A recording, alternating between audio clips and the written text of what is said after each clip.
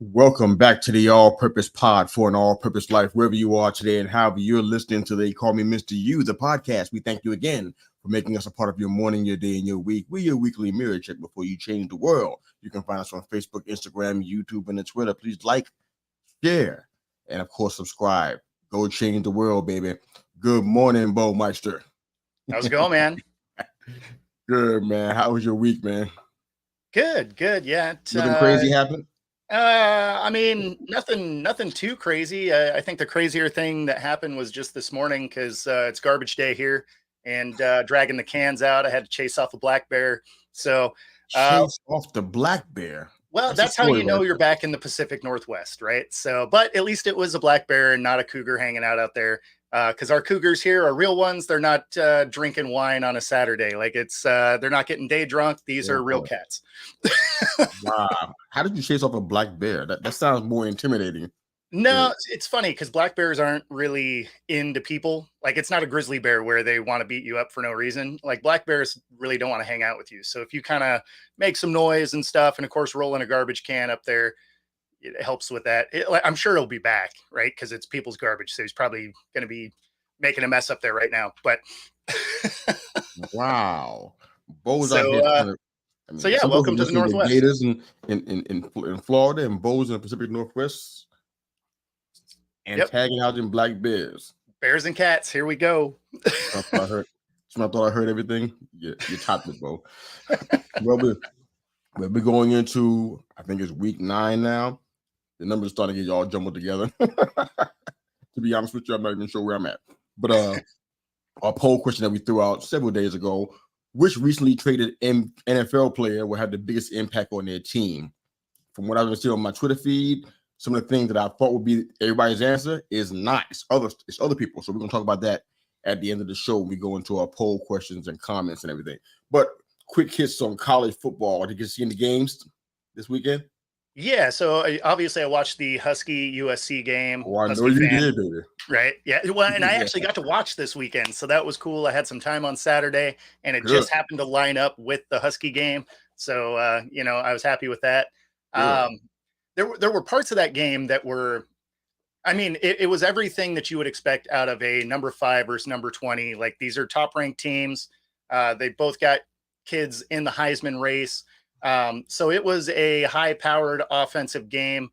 The defense left something to be desired, especially for the Huskies. Like you knew the SC didn't have a good defense. That's been the knock against them all season. But the Huskies defense is actually decent, although they didn't look amazing most of the day. They did just enough to win that game. But I wanted to see more out of that defense. There was definitely opportunity for them to be better than they were, but tackling apparently isn't being taught at the college level. Apparently that's just for pros and only some teams in the pros. A little bit on the nasty side, brother. You had your coffee, okay? No. I don't like bad football. Like wrap up. Don't throw a shoulder, wrap someone up, take them to the ground. Like make the tackle. It's something one of my old coaches used to always say. It's like, don't go out and try and make, the big play. Just make a play and it can become the play. Right? I love it. Like wrap up, make the play, and then that can become the play if it creates the stop or whatever. You throw a shoulder trying to get that, Sports Center sound. If he bounces off, you're still going to be a highlight reel just on the wrong side. Absolutely. I want you to hold off on your thoughts on the whole quarterback side. I want to talk about the quarterbacks in a little bit here in quick hits, but there was a whole lot of social about that. Well, about aspects of that game. I don't know why people are shocked. Washington's ranked 5th, right? Exactly. USC's ranked 20th. I don't know why people are shocked at what happened. I think one of the biggest shocks is how Caleb Williams reacted to what happened. My social media was pretty much blown up. It was all, I couldn't even get past it. It was all everywhere. Whatever time of day I went back into it, Caleb Williams crying on his mama's shoulder, all over them. Honestly, this is just for me. My athletic background is not as full as others, but for me, I'm like, okay, first off, we humans, number one. Number two, put so much investment, not just physical, but also the emotional investment, not just learning the X's and O's, but also just the camaraderie with your team, and so you're connected with them and you're a part of something bigger, the bigger picture, so to speak. All the fans, and you hear them, and it's very tangible. Their impact on the game and on you. You hear their displeasure and you hear their approval. You hear all that stuff. And it's like when you lose a game that maybe you hope to win, or it has some kind of other ramifications. People talking about his draft stock, or talking about him being in a Heisman race. I don't know what he was thinking. I don't know if any of that stuff mattered, but he got emotional and he broke down. It's like, is that really a bad thing? I mean, all my Twitter friends, maybe they couldn't be my friends because they're pretty rough. All kind of names and stuff. I'm like, wow, you don't cry ever? Nothing makes you cry? Like, this is football. There's no crying in football. I'm like, wow, there isn't. These folks not even from New York, and they were hardcore. Like, he never survived in New York. I'm like, wow. I don't want him in New York for different reasons. Sure, it's not because he cried on his mother's shoulder. That's not why. I don't want that kind of quarterback there. I don't think that helps. I don't think that works with what we're trying to accomplish. And we'll talk about that at a later date, but I just don't feel like that's going to work with what we're trying to build as a team, the kind of team that we're building or trying to build anyway. I don't see that as a match, but what do you think, man? What was your thoughts? What was on your Twitter feed? Yeah, so I mean, I saw that stuff too, and it's dumb, right? Like, I want my team to hurt in a loss. I want them to be passionate about the game they're playing. And also, I mean, taking cheap shots at this kid. I mean, he's still a kid, right? Like, he's in college. He's not like some 40-year-old guy, crying about a game he wasn't in. Like, right. This is, he's a young guy. This loss basically takes any chance of a national title away, right? Okay. It takes any chance at the Heisman away, really, right? Like, it takes him from being a favorite to winning twice.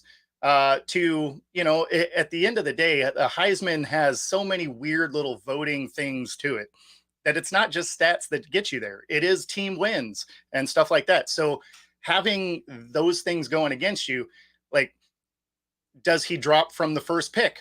Possibly. His team is out of the playoff. It's a 4-team playoff. He's absolutely it's a wrap. That's done. Is he out of the Pac-12 championship picture? Probably. It's probably going to be Washington, Oregon at this point. So, I mean, there's so many things that came out of that game for this kid, all on the same game, right? Like, it'd be one thing. It's like, okay, we lost this game. Now we're out of the title, but we could still get a championship. And then, oh, no, you lose the next game. You're like, okay, well, now we're out of the Pac-12 championship. Maybe my Heisman, whatever. But all of these things hit him in the exact same game. Like, that's a lot to take on, especially after an emotional loss. He had a good game. It was a slugfest to the end, right? Like, it was a track meet the whole way. They put up tons of points on both sides. And so, I mean, there's so many things that came together that, I mean, yeah, I don't have a problem with him getting emotional. I mean, kudos to his mom covering him up with her sign. Like, I mean, just, I don't that really wasn't her. That was somebody on the team, I think. I don't think that was her. Oh, I thought it was her. Either way, right? But it's just like, why are you hating on this kid? Like, he had so many things fall apart in that game that he actually played well in. Yeah. So, I mean, I don't know. I don't get the hate on that. I think some people are just callous enough that they're going to hate on anything. But, I feel bad for him. As a Husky fan, I'm glad to see him catch the L. But in life, you feel bad for him. Yeah, it feels like we just enjoy piling on people. I don't understand that. Unfortunately, I see it in large part on Twitter. And it's like it's not cool to me. I mean, this kid played his guts out. I mean, you can if you want to get into X's and O's, I mean, he got issues with accuracy. Sure. We've already seen that already. We know that already. He also had one of the biggest critiques, and we'll talk about that a little bit further into this segment, is about his decision making when under pressure. Those are the kind of thing the NFL scouts they care about, because guess what? Their quarterback's going to be under pressure. It's going to happen. You're going to get blitzed. You know what I'm saying? You're going to see it a lot. So there's going to be a pass rush. How you react to that kind of stuff is important, and he doesn't always react well. That stuff is fair criticism. This is outside. This is outside the pale, man. There's no reason for this stuff. It's like there's so many things that play already. What I hope is not the case is that he played his last game at USC. That's what I hope. My personal hope is I hope that's not the case. Because that's not going to be a good thing for him going to the NFL. You don't want this to be your last memory. No, I don't think he's packing it up. Shoulder and you didn't play another game after that. It kind of sends the message that you don't take adversity very well. He needs to come back out here and play next week. Yeah, I think he's going to. I hope so. Every indication made it sound like he's planning on playing the year out. I hope so. Yeah, obviously that sends a horrible message, right? Like you're there when things are good, and then if things are bad, you sit down. Like, you don't want to send that message anyway. Like, if he were to have sat down, well, I can't really relate to it because I want to take every snap humanly possible. So I don't get the let me skip games thing anyway. I want to play every game ever. Or the load management thing popping up again. That's why I almost can't watch the NBA, because I know this part is going to happen. I'm like, why are we doing this? It happened in the first game. There was stars not playing. I'm like, how are you tired for the first game? For what, vacation? Are you kidding? Oh man, let's keep moving, brother. Okay, Alabama. I didn't get a chance to watch the game, but our guys from the Herb and Raj podcast, of course, Herb is part of this show every week. I won't talk about his Twitter feed because he does what Herb does during the game. He says a lot of different things. But Miro had, instead of quarterback, he had 4 rushing touchdowns. Didn't throw for one at all. Had 4 rushing touchdowns, which is pretty interesting. During that game, another Heisman hopeful, LSU's Jaden Daniels, got a concussion. Everybody was blowing up my Twitter feed about that. How it was a dirty hit. And did you get a chance to see the highlight of the hit, Bo? Could you see it? No, I didn't see any parts of that game, so I won't be able to add a ton to this. Okay. It doesn't look as though it was helmet to helmet, which is what people were crying about, because usually when that happens, the term dirty hit always comes to the surface then, but that's not what seems to have happened. But it does impact some things, because he is a Heisman hopeful, and missing a game could affect those numbers that you were talking about for Heisman votes. I mean, it's not just production, it's other stuff too, like you said, but if he misses a game or more, that could be a big blow. And he's definitely in the Heisman discussion. He's not, he's in the top 6, maybe top 5 in the discussion. So he's right there. So definitely, okay, well. Yeah, I mean, missing a game, that'll pretty much mostly shut that down unless he comes back from it and absolutely lights it up. All right. Well, I think I'm with Herbal Raj this morning. Good morning, guys. Thanks for again joining us and supporting us. We love you guys. Herbal Raj said, I thought the hit on Daniels was a tough hit, but I don't think it was dirty. Unfortunate, but not dirty. And those calling for targeting just want to turn it thrown out of the game because the hit was flagged and they got the yardage. Okay. Fair assessment. I have no problem with that. That's the thing that's funny is, hey, good morning, Mom. That's the thing that's funny about it is anytime there is a hard hit, right? Immediately there's people that come out and are like, dirty hit. And it's like, just because it's hard doesn't mean it's dirty. Like, this is the new America, brother. Like, it's football. That's why there's a chin strap. Like, this is the new America. You're too mean. Okay. You're not nice. You're not including me. You're hitting too hard on the football field. Hit me a little softer. I got kids, I get it. Okay. Good morning to my friend from upstate. Well, upstate New York, Pennsylvania. Got that guy moved around. Good morning, Mike. Good to have you on, man. Thanks for joining us. I got that poll question, Mike. Let me hear some thoughts from you on that poll question. I know you have some thoughts of your own on that one. All right. So Michigan. Not gonna spend a whole lot of time here, but obviously we're hearing a whole lot about them and a representative of the team, former representative now, Connor Stallion, I believe his name is, let go from the team or resigned. I don't know which one actually happened. I heard both things because of alleged sign stealing. Now, for me, you and I discussed this, so I ain't gonna hash it out over and over again. We already talked about it already. You still got to make the plays, Yep. no matter what information and data you got. You got to actually make the plays on the field. You got to actually adjust.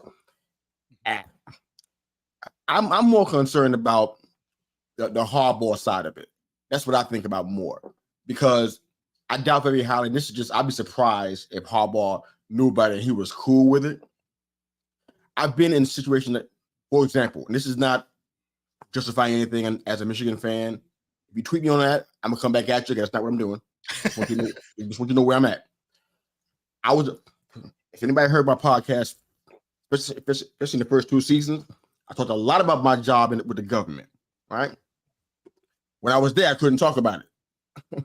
But now I can talk about it a little bit because I don't work there anymore. So, a whole lot of confidentiality stuff. But the bottom line is that I was an associate there when I started, of course, and I rose up to upper management with the state government, right? Mm-hmm. You can imagine how that could possibly be. I've seen it so many times, more times than I can count, where people who were in lower to middle management would make decisions arbitrarily. Now, it wasn't something that was a mandate. It was just kind of their own decision and applied it to what we were doing in the office, in the building. And the director would not even know what was happening. All he would know is what we tell him. And it wasn't that I wouldn't try to be deceitful at all, but I was telling him what was actually going on. But there were some members of my peers who felt it made them look better to get the director certain news. Mm-hmm. So they would tell him how they're doing this, how they started this program, and how it's been working, and how productivity is so much better now. Yeah, but the director didn't know all that was really going on. He didn't hear from the people and what they were feeling about the leadership and that kind of stuff. And when he found out, he was like blindsided. I didn't hear about this. You know why? Because all he took was lower to middle management's word on what was actually going on. I mean, that's why you hire those people. That to me. What you say? Well, that's why you hire those people, though, is like you're hiring those people to take care of tasks. So you don't necessarily even want to know the ins and outs of everything that's going on, because that's why you hire the people to do those jobs, right? Like if you have to micromanage them, you already have the wrong person there. Absolutely. I feel like this is kind of part of that. So I wonder, I don't wonder if Harbaugh knew about it. I kind of feel like he didn't, but I wonder if him just dealing with the NCAA again with something else same year drive him out of the NFL. You mentioned it a couple of weeks ago. What do you think about that now? Yeah, well, I mean, so I was reading something yesterday that it sounds like he has an indefinite suspension on the table currently. So it sounds like it hasn't been levied to him yet, but it sounds like that is potentially in the works. And obviously that changes lots of things, right? Because if he has an indefinite suspension, then Michigan will obviously move on, right? Because you need a coach. It also adds an interesting dynamic for a team that is playing exceedingly well on how they react as far as potentially going for a national title. If he gets suspended before the end of the season, now all of a sudden you have some coaching changes. Does Michigan even have a shot at it? I did find it very interesting, though, that the college football playoff said that sounds like an NCAA problem and they don't care about it. So I didn't realize that those two things were so independent of each other. Me either. I didn't know that. But so that was interesting to hear. I thought they were a little more in line with each other, and they're just like, yeah, whatever. So wow, yeah. So I did not think that was a thing. I thought they were much closer intertwined than they are. But yeah, the playoff picture was basically Sub Diz. The playoff picture is interesting because they were just like, that sounds like an NCAA problem. Okay, it's very weird. Wasn't aware of that. That's definitely new to me. Mr. Disney, what do you mean by this? If Harbaugh, he knew. What does that mean? So Harbaugh knows and sees all things. He's just the head coach. He is a Georgia fan, though. Well, now here we are. Thank you, Disney, for your interaction with the show. Definitely appreciate it, man. We're gonna keep moving forward if it's okay with you. So although if you are in the Pacific Northwest, definitely check out Diz. He is our local Rydell rep for helmets. So if you need, so yeah, finish zero to do with it. Promoting Mr. Disney. Go ahead. Yeah, no. I just he has the entire Rydell sports equipment line. He's the Northwest rep. So if you're a local team or anything, that's definitely the guy to check out. Can't wait to meet you, Diz. All right. Go dogs. All right. Mr. Disney is still leaving comments. I'm gonna come back to him, Diz. I ain't gonna forget about you. We'll comment at the end of the show. You got more comments coming through. Keep them coming, man. We'll discuss it. All right. So, let me get off of that. All right. So, in that regard, I want to kind of jump to some more of the not with a Heisman talk with the quarterbacks going into the draft. The normal names that we've heard: Caleb, obviously, Bo Nix, Drake May, Jaden Daniels, Michael Penix Jr., J.J. McCarthy, and I guess to some degree Shedeur. But I think Shedeur's going to stay in. It's what it sounds like. He's going to stay in until 2025, I guess. That's what it sounds like there. I mean, he has some stellar numbers, but I think he's going to stay in. Now, you talked about Caleb earlier about his we talked about his decision making under pressure. I think it's still a big problem. It's a worthy critique. He had about a little over 4,500 yards, 42 touchdowns, 5 interceptions, and he worked for 10 scores too. So that's kind of part because that's how USC plays. They kind of a lot of offense in the air, if you will. And you don't feel like he's going to be the number one at this point in time. I kind of feel like he's not. So he still has a good shot. So and here's the thing about his decision making is I can't hate on him a ton for some of the bad decisions because they don't play defense, right? So he has to push the ball all the time because whoever they're playing is going to score a lot of points. And so just about every game they're in, unless it's like some, unranked bad team, then, they beat up on them, obviously. But if they're playing a good team, they got to score every time they touch the ball. So with that in mind, because your defense isn't going to get stops, there's going to be some bad decisions that you are almost forced into making because it's a tight window, but it's third down. You need it, and you're going to push the ball in. Whereas if you knew you could get a stop, maybe you do a layup and you realize you're going to punt and live to play another down. With the way SC plays, they have to score. So, I mean, there's just no getting around it. Because, I mean, imagine if they would have punted a couple of times in this Husky game. Well, it would have got out of hand because they couldn't stop the Huskies from scoring.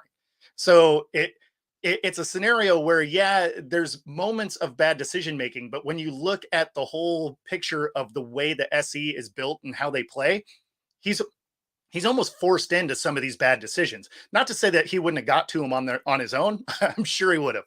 So I'm not making that case at all. But some of them aren't necessarily because he was trying to make bad decisions or incapable of making the right decision. Sometimes it's every decision to pull the trigger is a bad one, but he just doesn't have another down because his defense can't get a stop. So I think he gets a pass on some of it. Obviously, some of it is just, bad play, but I mean, that's every quarterback ever. So, I mean, they're all going to make bad decisions at times. Yeah. I'm not quite sure if he's going to be the de facto number one in this race. He started off that way, and I think that came from his credibility in 2022 more than any game that he actually played. So I kind of I think people wanted him to repeat it more than anybody, than maybe he did himself. I don't know, but I like Drake May there. I kind of said that a couple of weeks. I even like him for our team if he does get drafted by us. I like his discipline. I love his decisiveness. I mean, that's something I look for in a quarterback, especially when you play in a rough town like New York. So I look for that kind of stuff. He's definitely more accurate than Caleb. That's really undeniable. I mean, he fits. Man, I don't wish your offensive line on any of these kids, though. No, I'm gonna talk about that. We talk about the Giants. I think we have room for hope after this past week. Forget the Raiders score. I was talking about something else regarding the line. It's definitely an improvement. Definitely. I like Drake May there. I don't know if he's the number one either, but I like him more than Caleb at the moment. I got everybody's numbers here in front of me. I got Jaden Daniels. I got Michael Penix. I thought I had Nick's numbers. I don't have Nick's or May's number. I got JJ McCarthy's numbers. I don't know how to decide on a Heisman, but I think JJ is pulling up. He doesn't have the numbers that everybody else has, but it's mainly because they rely on the run so much, and Blake Coleman's like scoring 3 touchdowns a game, mostly every game, so he doesn't have to throw as much. But when he does, very accurate. He does have lapses at the time, like with Bowling Green. I mean, he does have some lapses. But he's pretty reliable back there in the pocket. He's very smooth, and he doesn't panic and start running. He does a lot of good things there. If he beats Penn State and Ohio State, which I'm not super worried about it, but you want to look good doing that. I think he could be in the top 3 in that group. How do you like the other guys, Penix and Nix and I think Daniels there? I think Penix can win it. Penix can win it. Well, I think he can. Okay. There's a very clear path for him, because if he can manage to get into the championship game undefeated, right? Not the national title, but the Pac-12 championship game, right? Mm-hmm. If they can get to that point undefeated, especially if they can take down what looks like it'll probably be Oregon for a second time, his stats are right there with everybody else. But then when you look at the strength of schedule, because again, at the end of the day, this is all voting, right? Like it's not like it's just stats. Yeah, and when you look at the strength of schedule, they'll have played more ranked teams than just about anybody in the nation, just because of how many are in the Pac-12, right? I mean, as it sits today, there's still 7 of the Pac-12 in the top 25, which is crazy. So so when you look at how many of those teams that he's had to go in and beat, I think that'll give him an edge when you look at the rest of the stats where they're in line with a couple other quarterbacks, right? Like they're all they're relatively close. So I think something like that can push him over the top in that particular race. And I mean, if he does happen to get into the national title game, his stock on draft day also goes up significantly too, because if you look at him today, he's probably a late first round pick would be my guess. Mid to late is probably about where he lands. We're talking Penix? Yeah, for Penix. Okay. Whereas, if he wins a natty or is in the game at least and performs well, all of a sudden you could see him inside that top 10. So, I mean, these things definitely matter even on draft day. But he has a clear path to win that Heisman. Yeah, I like him. He has that kind of that gunslinger mentality. I mean, that's kind of good or bad, kind of that. There's been comparisons to Phillip Rivers and Matthew Stafford. I think that kind of makes sense. What I don't like is his injury history. Sure. He already had 2 torn ACLs already and a shoulder. I'm like, the medical is going to be really fun for the NFL to look at. Yeah. I don't know how they're going to feel about that. I mean, I don't know if you can remember everybody that's come through that's been injured in college. For example, we talked about Chase Young last week. We'll talk about him again today. Yeah, was injured a lot. The list goes on and on about players that have been off injured. Another one, Odell Beckham, off injured in college, come NFL, and you know what? They can't keep it together. Yeah, it's like they're in the same patterns and whatnot. I'm hoping it's not going to happen to him. I don't speak that over the man, but this is not a good. I mean, I guess the one thing that's different now than it used to be is if you had an ACL you might come back. If it was an Achilles, your career was over. And now, medical has gotten so much better that I don't know if they worry about an ACL quite the way they used to. Okay. Achilles are still scary, right? Because you can lose a step. Still a year, Now. man. So I mean, he's a quarterback, so it would matter less than if he was, a wide receiver or something like that. But at the end of the day, I think teams are less worried about an ACL tear than they used to be. That being said, they're going to look at the injury history, and that is something that could make him slide. He's a little bit older than some of the other guys that can make him slide. So I mean, there's elements to it, right? I mean, that's why Stetson Bennett didn't go higher after winning 2 national titles, right? He goes in it was a late 3rd round, I think, is where he ended up getting drafted, something like that. So I mean, age plays a role, but we'll see what happens, man. So sound like you like Penix for the Heisman, and I'm gonna stick with May for now. We'll see. We could end up both being wrong. Ready for the power rankings? Probably will both be wrong. Yeah, let's do it. Go. What you got?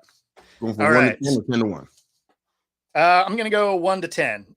So there is some movement on it this week. So I have the Eagles still at number 1. I have the Ravens jumping up to number 2.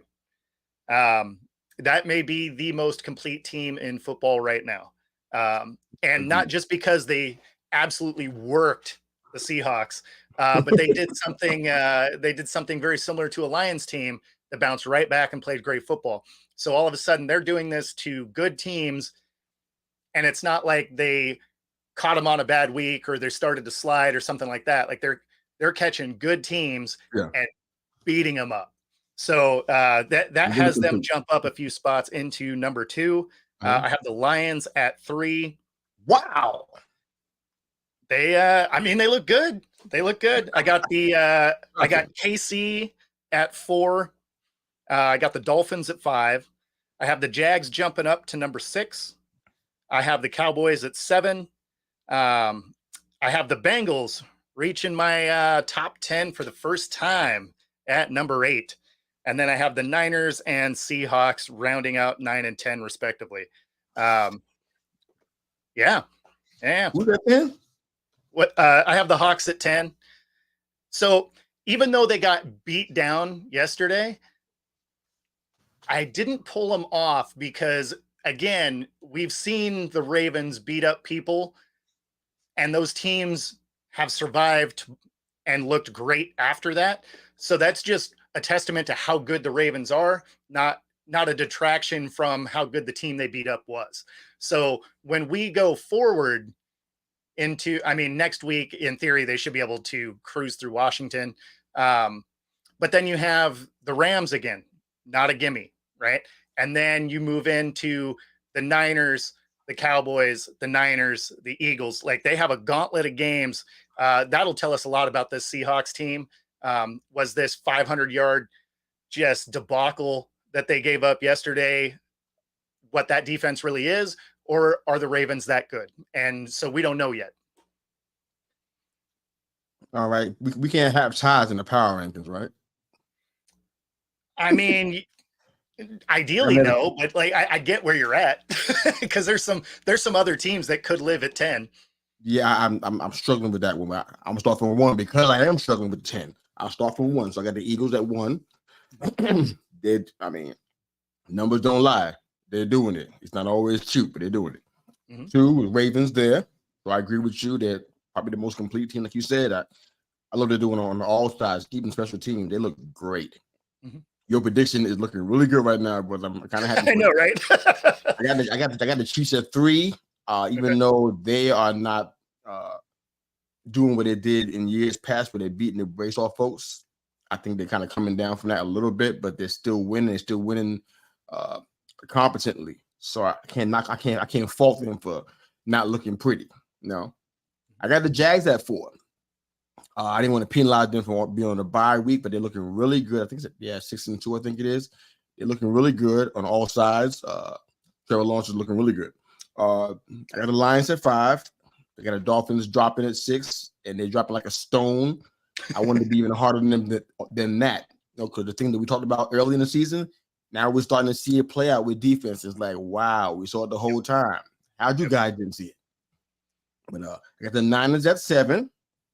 I kept them where they want to penalize them, but the Cowboys dropped to 8. I think that was kind of warranted based on what we've been seeing lately. Got the Bengals for the first time, like you, in the top 10 at 9. They're looking really good. I want to take them higher, but I need to wait another week to see what happens because they could jump to 6 in my ranking depending on how they play next week. And the last one is the one that's the toughest. I didn't know where to go with that, but I took the Bills at 10. Okay. I didn't knock them completely out. I think that the way things are looking right now, the Dolphins might end up not even winning the division if this continues to keep going the way it's been looking. So we'll see. But no, I had games down, man, huh? Well, I had just knocked Bills off my top 10. Yeah. I mean, they're third in their division. Third? Yeah. Because the Jets haven't played yet. No, that's not how that works, brother. Okay, so no. Because mathematically, the win percentage has them sitting in third. But when the Jets lose today, then they'll be back in second. Yeah. That's what I'm anticipating. I want you to try doing with the bet on this one. At least I hope not. All right. I'm not going to break down the Rams and the Packers. I want to talk to you about something here because there's been a lot of chat about Jordan Love and whether they've seen enough from him, all coming from Brian Gutekunst, of course. I don't think this is an easy answer, though, because when Favre came in and Aaron Rodgers came in, they took over. They had experienced linemen. They had wide receivers that were experienced. Jordan Love had David Bakhtiari out for the whole season. Mm-hmm. I don't know how you pronounce it. Elgton Jenkins, List and Stella on the line, to say the least. And management didn't even try to find a reliable veteran wide receiver for him, so they left him with Romeo Doubs, Toure, and Christian Watson. And in the presser recently, he admitted that the wide receivers haven't been getting it done. I mean, what were you expecting exactly? You didn't give Love a lot to work with. I mean, anytime we said the same thing about Bryce Young, Stroud, everybody else that was the rookie quarterback. You give them reliable pieces because they are rookies. Their first time doing this on this level. You got to get them something stable. Most times it's a tight end most of the time, but sometimes a stable wide receiver who's a veteran that, is competent in running routes and catching passes, getting 50-50 balls. Give the guy a chance. I don't think they did that with him. So I don't know how it's going to work out for Love when it didn't work out for Aaron Rodgers. So it's like he's on the contract until 24, which I didn't know. So did Love do enough to maintain his job, or are they looking for somebody else at the end of the day? What do you think? I mean, so I don't think he did enough to be safe. Like he had a decent, efficient day, right? Like it was nothing to write home about. 20 for 26. That's a good day, right? I mean, overall, the whole season. No, I know, but I mean, for him, it's an evolution, right? Because some people are treating this as his rookie season, right? Like he's been on the team for now 3 years, but this is his first full season under center. So they're kind of treating it that way. But I don't know that you're seeing the growth throughout the season because, he had a decent, efficient day against a Rams team that started ripping at quarterback because Stafford's hurt, right? They have some other injuries. The Rams aren't exactly a juggernaut of a team, right? Like it's not like they came in and played a top-notch team. They played what's ultimately going to be a right around 500 team. You should be able to win those games. So I don't think he showed enough. Obviously, the score looks pretty good for this particular game. But, I do think that the Packers could be kicking the tires on, are they going to draft somebody? Because all of a sudden they're going to have a draft pick that's probably higher than they thought they were going to. Or maybe they go get a veteran tough to say what they want to do. But I think based on some of the comments that they've put out and the production that they've had, I don't know that they think Love is their guy. Fair enough. Good morning, Raj. One half of the Herb and Raj podcast on every Tuesday evening at 9 a.m. I'm sorry, 9 p.m. EST, guys. 9 p.m. Not 9 in the morning like us. 9 p.m. EST every Tuesday morning. Herb and Raj podcast. Please check it out on Twitter and, of course, on YouTube. Good morning, Raj. Good to have you in the house, brother. Yep. Well, I'm just wondering, I kind of don't feel like Love had enough chances. Sitting behind Rodgers wasn't really the same thing as a chance. Yeah. to put him out here in that kind of environment, I think it's kind of rough. Now they're going to start all over again with somebody with Bakhtiari who seemed to get hurt every single year, it feels like. I won't spend a lot of time on the man. We don't have that much, but I don't think I was just gonna say it's funny because he's getting a lot of hate for not playing great within this system, right? And like to your point, he's had guys get hurt, but I guess we're just going to ignore the fact that Rodgers didn't play great with this group either. No, we're not ignoring it. I said that a little while ago. It's not. How do you expect Love to do good with something that Aaron Rodgers, a veteran, didn't do good with? It's not fair to anybody. It's not an ideal situation. So you're going to penalize him for that? Yeah. I find that hard to understand, but I think they will. Another t-shirt. I'm just saying. Yeah. I think they will penalize him for it, but I think it's short-sighted. That being said, I don't think he's the answer, right? Like I think he's decent.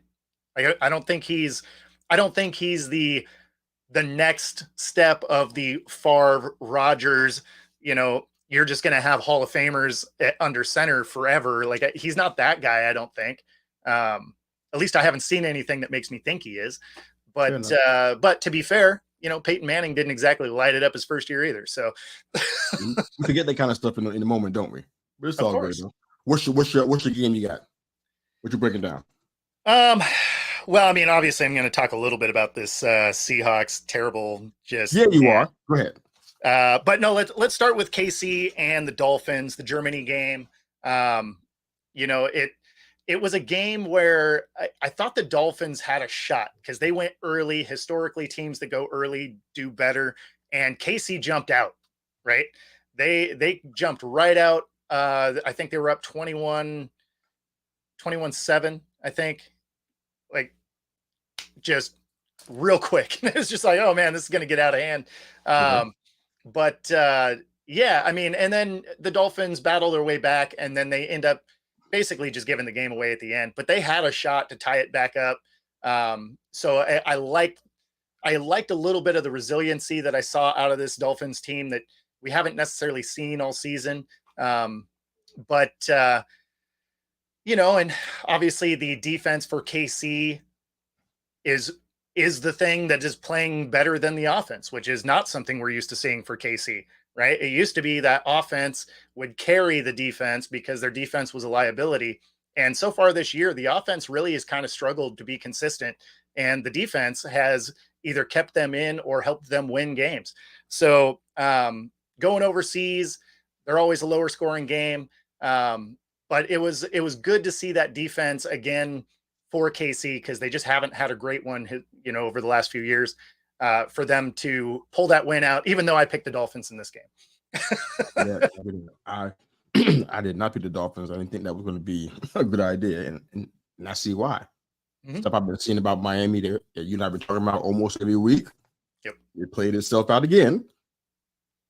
Even in Germany, still the same team going out there. It's like, yeah, you can only outrun people, but for so long, you got to play defense at some point, and I think it kind of played a big part. Well, the game I want to talk about is going to be my game of the week. I'm going on record about that.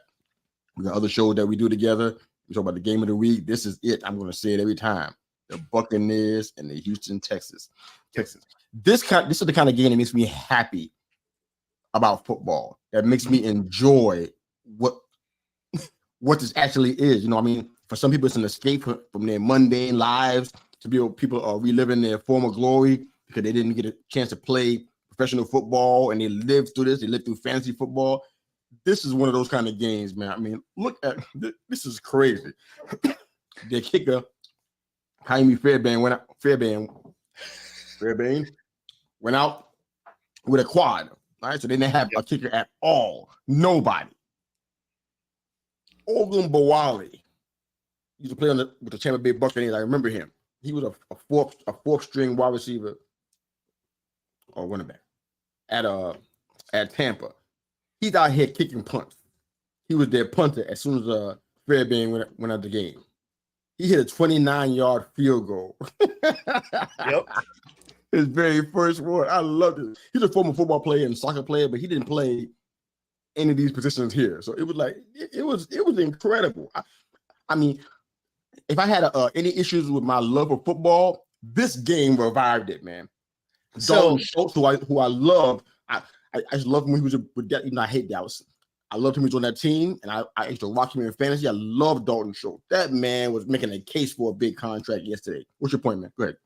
Well, so I was just gonna say, imagine if he was like starting, right? Like a starting receiver or something. Imagine your fantasy line because he kicked a field goal. You're gonna win that. You're gonna win that week. Well, I mean, just how weird would that stat line look?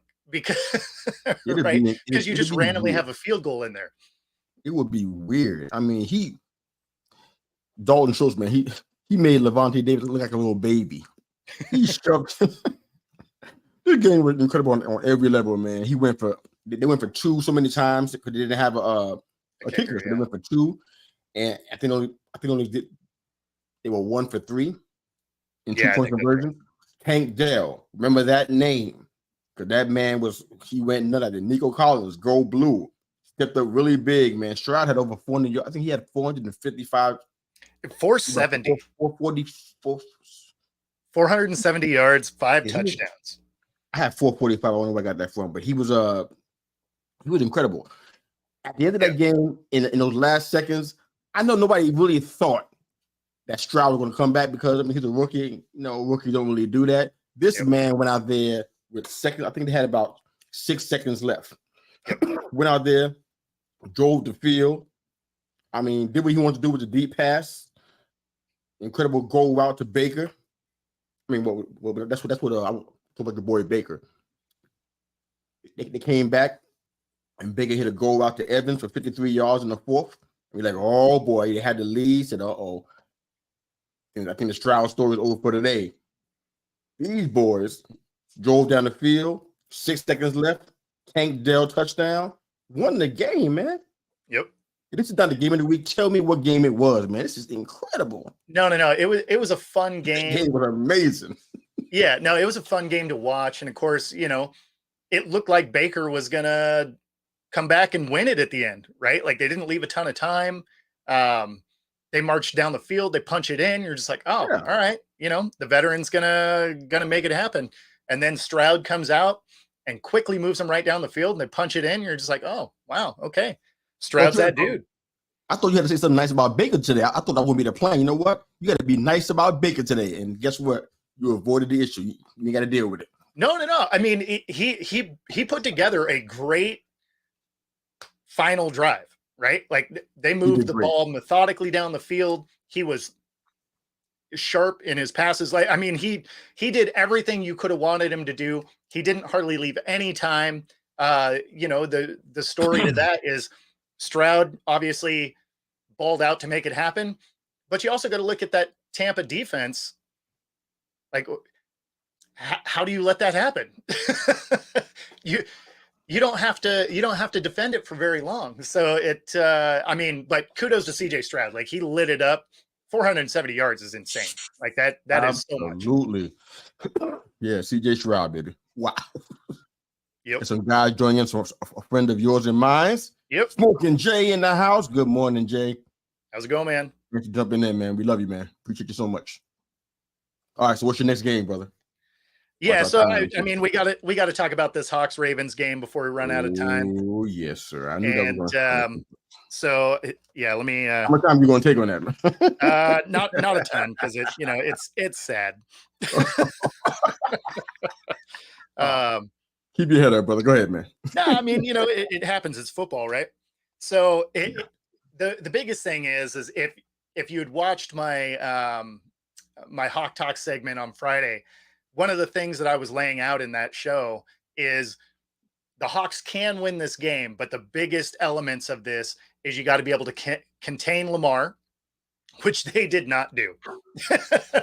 Like that was That was one of the biggest things they had to shut down. And Lamar was just running all over them. And then I was talking about being able to stop the run because they hadn't faced any teams that had real running games. And now you're facing a team with a real running game and a dynamic quarterback. And, the biggest thing going into this game is they were giving up 5.1 yards a rush to quarterbacks, and they hadn't played an athletic quarterback yet. Right. So they were ranked 31st against a running quarterback, and their most athletic quarterback they played was a Burrow with a hurt calf. So he wasn't even running. So going into it, I was just like, oh man, they could get burned on this. And they did. They got worked specifically in that area. I mean, they gave up almost 300 yards rushing. Lamar went off running as well. So even though I took the Hawks to win this game in an upset, really, bro, I'm not things. No. I mean, the things that I was laying out on Friday, I was just like, oh man, this is how they lose if they can't shut this down. And then I watched 3 hours of exactly that. Oh my goodness. Well, I'm going to try to go through the Giants and the Raiders. Normally, I won't touch the Giants game, especially when it looks like this.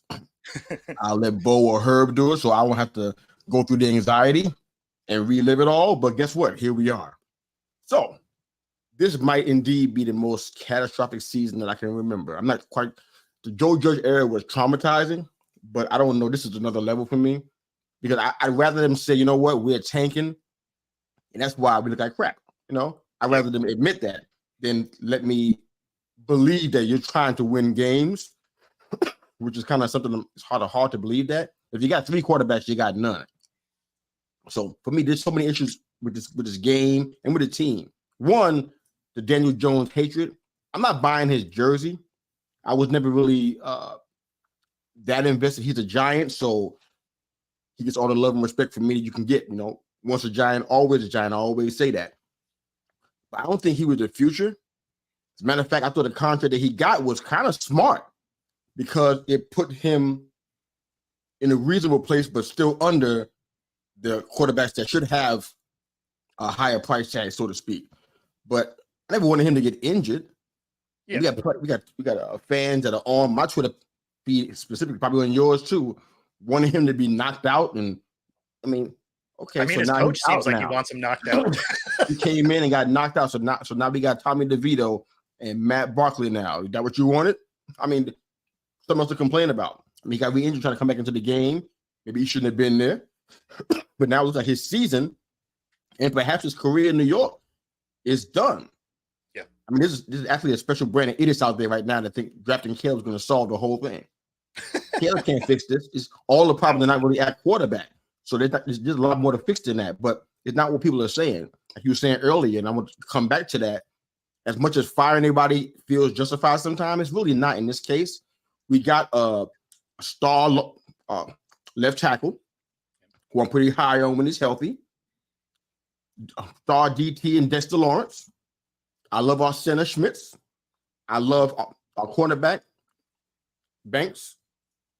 I think we got solid answers at left guard and right guard. Now I say that because this past week, probably the best lineup we ever had. We had Bredesen at right guard, I believe it was.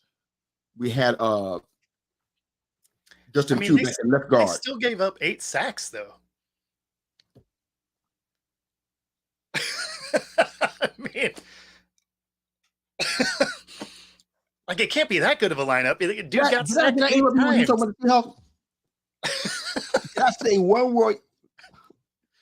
I don't be calling interrupting you at all. I didn't want to, but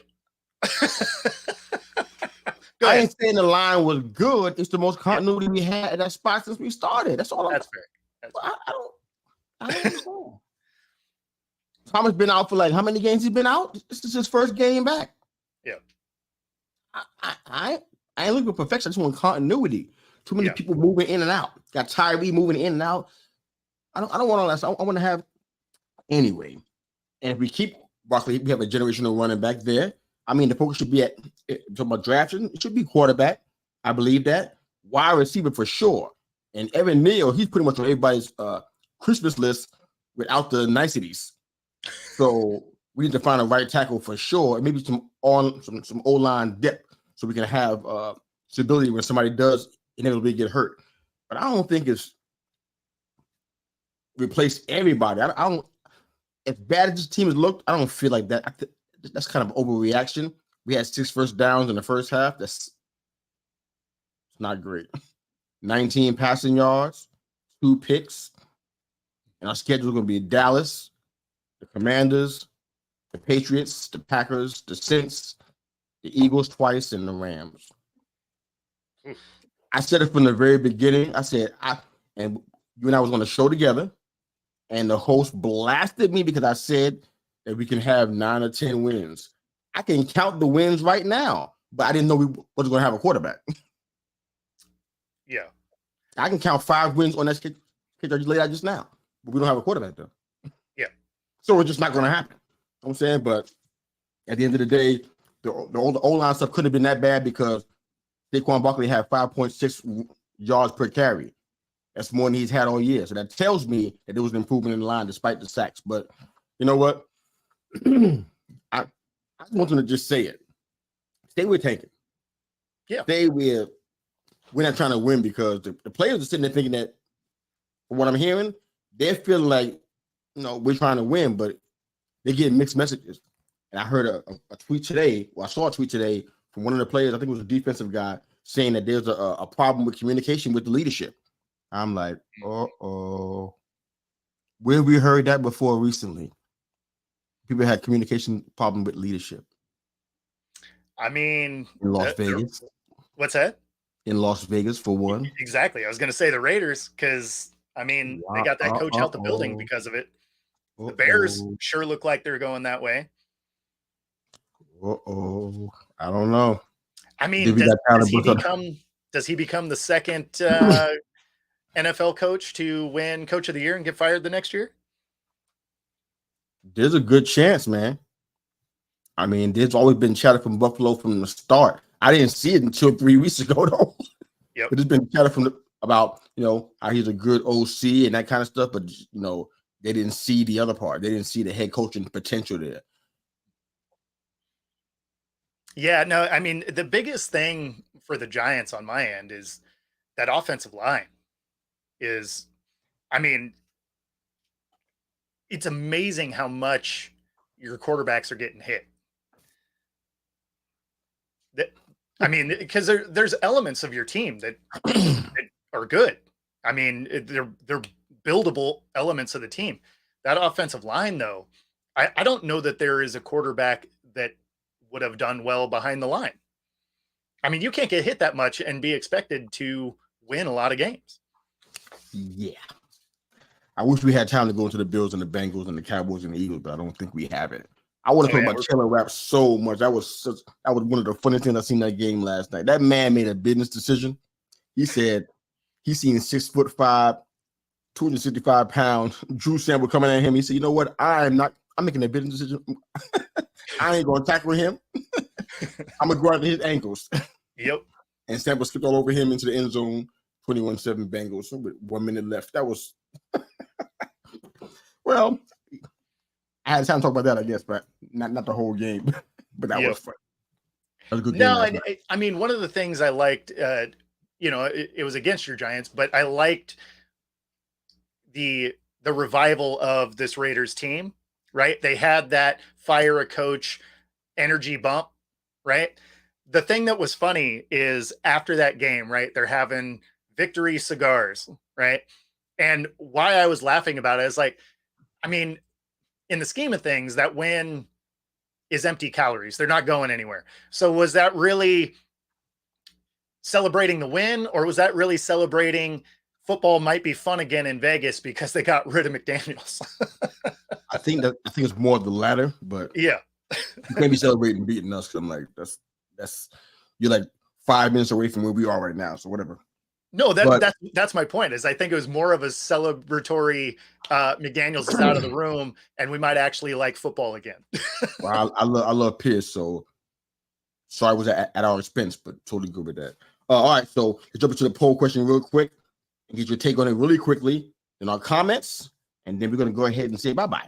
All right, so our poll question was, which recently traded NFL player will have the biggest impact on his team? Which recently traded NFL player will have the biggest impact on their team? We got this question up on LinkedIn, Facebook, and of course on the Twitter.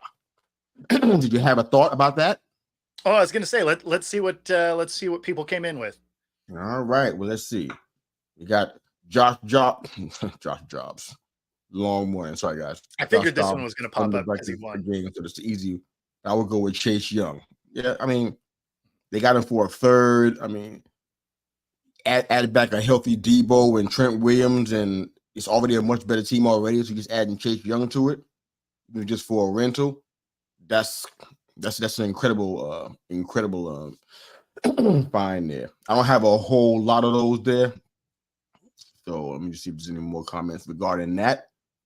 A whole lot of Giant stuff. All right. Smoking Jay said DPJ, go blue, baby. So we all saw Sweat wasn't good yesterday. Okay, come on, Jeremy. Now that was his first game with the team. He had 2 tackles. I mean, what do you expect? He's the only thing they upgraded. Like that would be like you're driving some junker and you put really shiny rims on it. It's still a junker. Yeah, but they have one of the worst pass rushers in the entire NFL. For sure. So that was an upgrade. I think he'll look better in a few games. I would hope so. If he has still 2 tackles like this, then I agree, Jay. We got a problem. Yeah. And I loathe the Bears. Yeah, I noticed why I totally understand why that comment was made. Totally because Lions guy. Who do you like there, Bo? Who do you like there? Yeah, I mean, I like what the Niners did. Pairing Chase with Bosa. I mean, that's going to make the biggest impact because now you can't just double team Bosa coming through. You have to account for Chase Young. I think he's probably going to give the biggest impact of the guys that were moved around. Either that or it'll be Williams for the Seahawks when he comes in, because we just saw a team put up 300 yards rushing. So it's not that he's a great, run stopping guy.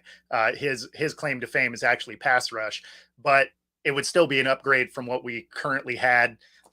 So when him and Frank Clark get dialed in, if we see that running game get slowed down, those are the 2 guys that probably have the best chance to make the most impact on their new teams. Okay, I'm going to go ahead. I was thinking about Sweat. I mean, he had 6.5 sacks this season before he went to the team, so I kind of felt like that would be more of a continuous situation. But I'm going to go with Dobbs.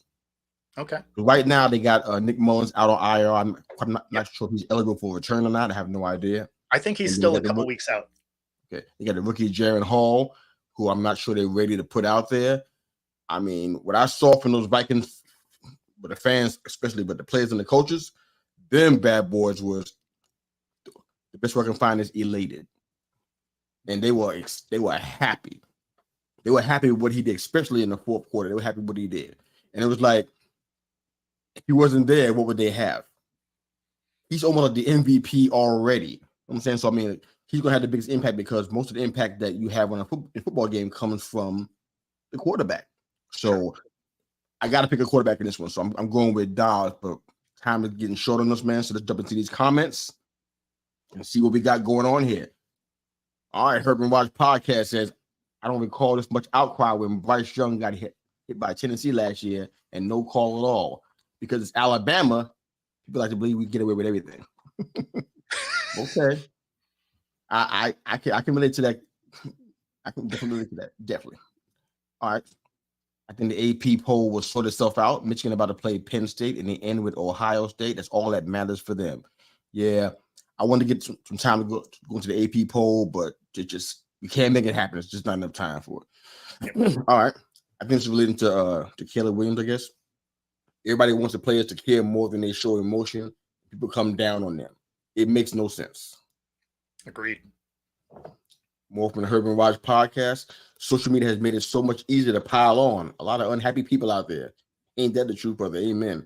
And they just say whatever they want to make themselves feel better. Yeah, it's because they know they can't get punched in the face for saying stupid stuff. Herb, okay, what's Herb talking about? Michigan started this scandal just so colleges will go to making the calls through the helmet like the pros do. Kudos to them. This is a master plan. You think this is a master plan? How they orchestrated this so they can have comms in their helmet? We're putting on our tinfoil hats here. We got conspiracy theories going. Super conspiracy theory right here, brother. But we love you. Can't wait to have you back on the show next Monday. Mr. Disney. Oh, see, I thought you fired him. No, I didn't fire anybody. You didn't fire the guys of the Giants. That's what I wanted to do. Mr. Disney says hardball. He knew. All right. Okay. Got some love. Even if you didn't know, you're the head of the organization, so you're going to go down for it. Fair enough. That's okay. But I seen upper management that had no idea what's going on. No, but they still get burned. Yeah, that didn't happen in my old job, but whatever. Okay. Well, the government's harder to get fired from. Michael said, "Go Dogs!" All right, we know who you down. I already know who you down with already, so that's not even news to me. Mr. Disney says, as a former head coach, program director, etc., he knew. All right. Apparently, he doesn't care. All right. Michael says Caleb Williams can't win a big game, especially when it matters. This is the Georgia fan now, so I'm just listening here. Brock Bowers for high. I heard that many times, but I don't see his name in the list. Have you? Mm-hmm. You seen Brock Bowers? Is it just homerism at work here, Michael? Yeah, I think so. Okay. Is that what it's okay? That's what it feels like. All right. Mr. Disney says, with how bad QBs are playing and getting injured this year, I see him as the top 5. I think he's talking about Caleb, right? Yeah, and I think he's still a top 5. Yeah, absolutely. He just may not go number 1 overall. That being said, Marvin Harrison Jr. might be the number 1 overall pick. Yeah, I'd be surprised by that one. That would tell me that the person who has the first pick is not taking the quarterback. That's the only way that happens to me. Well, and it's probably the Bears. And if they're doubling down on Fields, they take Marvin Harrison Jr. Yeah, they sure been keeping. They've been doing a good job of keeping it close to the vest because I haven't heard that whatsoever. It's kind of like a maybe not type of deal. If they do that and they get Marvin Harrison, that's going to be an incredible pick. Raj, one half of the Herb and Raj podcast, on again every Tuesday evening at 9 p.m. EST, 8 p.m. CST. Disappointed in my feelings because we continue to lose against good teams. Glad Cincy won last night, though. They sure did. I was happy for them, too. They played fantastic. Yeah, the Dolphins, they got to find a defense. They're not going to go anywhere in the playoffs if they can't figure that out. Do they have time to do that? The trade deadline just passed. I mean, there's free agents out there. Oh, yeah? Show me a list. It's not going to be great, but it can't be worse. I know that's right. Like, show me a list. I want to see that, pal. Jordan Love reminds me of Jason Campbell. I don't even... Mike, you know I love you, man.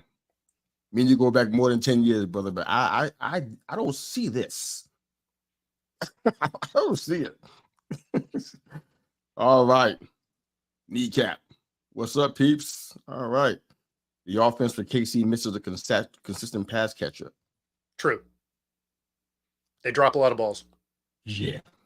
That's not going to work in the playoffs. I'll tell you that right now. That game was lit. Congrats to CJ Stroud, 470 yards. How'd I get 455? 470 yards and 5 touchdowns with no interceptions. That man looked like he was balling out. World beater. Hey, and I appreciated it because he was my quarterback in fantasy. Oh my goodness. So he lit it up. All right. This is for you, I think. Seahawks left their offense on the plane. Yeah, they left their defense on the plane too. Okay. Kind of like the Lions. This is the big Lions fan. This man is Detroit all the way. So him saying it means a lot. Well, I mean, we both got worked by the Ravens. Yeah, I wish we had time, Jeremy, to go into those because I want to talk about the Cowboys-Eagles games specifically. Everybody, and I wanted to talk about how bad the Patriots are. Like, they couldn't beat a team that just got rid of half their defense. Yeah, somebody's getting fired. Yeah, Cowboys and Eagles. Yeah, everybody wants me to jump on the bandwagon, or they think they assume I will about Dak, but I can't put this on Dak, man. This is It's not Cowboys being Cowboys, man. The Eagles their pass rush was where it needed to be at the right time. Simple as that. Dak didn't do anything wrong. He had no picks in this game, as a matter of fact. And Bo and I expect him to have picks. I don't think he had any. The thing that's funny about that one is there were two different plays that changed the complete complexion of this game, right? There's that one catch by the tight end where he's half a yard short. And then there was the 2-point conversion where the tip of his toe hits the out of bounds marker before the ball crosses the plane. Mm-hmm. If he gets that 2-point conversion, they kick a field goal at the end. We're in overtime. So, I mean, it's that could have been a very different game based on 18 inches of ball placement over two different plays. Oh, yeah. All right, we got a lot more comments. Let's keep it moving. All right, so a damn shame about Danny Pesos. He isn't good enough to be called Dimes anymore. Oh, man. Well, cool to get me to say damn on the podcast, but I wouldn't normally do that. So good job, Jeremy. You got me. The Giants need the interior O-line. Yeah, you're right. Build the trenches first and then get the quarterback. Yep. Yeah. At this point, we don't have time for that now. Now we need to get both at the same time. Yep. 8 sacks and 17 pressures. Brutal. Always rely on you for the stats, man. Thanks, Jeremy. Appreciate it. Still say Evan should play left guard like he did his freshman year at Alabama. Yeah. I don't see how that works on this team. I like Pugh better than I do him, but I don't know. I guess we'll see what. Ooh. All right. So, thanks again, Jeremy, man, for jumping in, man. You did awesome. Yep. Love and appreciate you, man. Rod said I seen some nice junkers with shiny rims. Which team are we talking about? All right. Mr. Disney is not letting the Harbaugh thing go. It's his job. I mean, to know. It is his job. It is his job. Okay. And that's why I say, if something bad happens, the CEO is who goes down for it. Even if they didn't know, they're the ones in charge. Bo, Mr. Disney, real quick, what's the punishment for this? What do you want to happen to Harbaugh? Because those players that are out there, they didn't do anything here. Yeah. So if you think Harbaugh did, what's the punishment where it's fair? Well, I mean, it was happening to you. What would you say? At the end of the day, he's going to get forced out, and he's going to be fine. He's going to go to the NFL. He's going to be fine. It's a bummer for these kids because now they're going to be without their head coach going into the toughest time of the year, and they want to try and win, and that's going to be harder to do without Harbaugh on the side. Even though I don't love him as a coach, he wins. So, fair enough. And Mr. Disney says no, Penix. I guess that's his. About the Heisman. The Heisman. He thinks Penix should be there. Yeah, I mean, again, I don't know that he wins. I just think he has a clear path. Okay. I'm not sure if he's saying no, Penix is not going to win, or he thinks he should win. I'm not quite sure on that one. But no worries there. But fantastic show as usual, man. Heard we miss you, brother. Hope all is well out there in the workforce and all you got going on. Any closing thoughts, brother? The floor is yours, man. No, it was a good week of football. There was a lot of exciting games. Glad to see that Herb didn't get fired, so that's cool. I can't fire you guys. You guys are my friends, man. I don't fire friends, man. But yeah, crazy. I still don't fire y'all. Y'all take pot shots at me for no reason, unprovoked stuff, and try to embarrass me in my own show. But I don't ever say anything back. I just take this stuff from y'all. I don't fire anybody. Yeah, bring it back. But it was a good week. You guys start doing better. How about that? There's a thought. Maybe you can do better. Maybe you can treat me better. Got a plan? I mean, we're not taking shots at you. We're just watching football.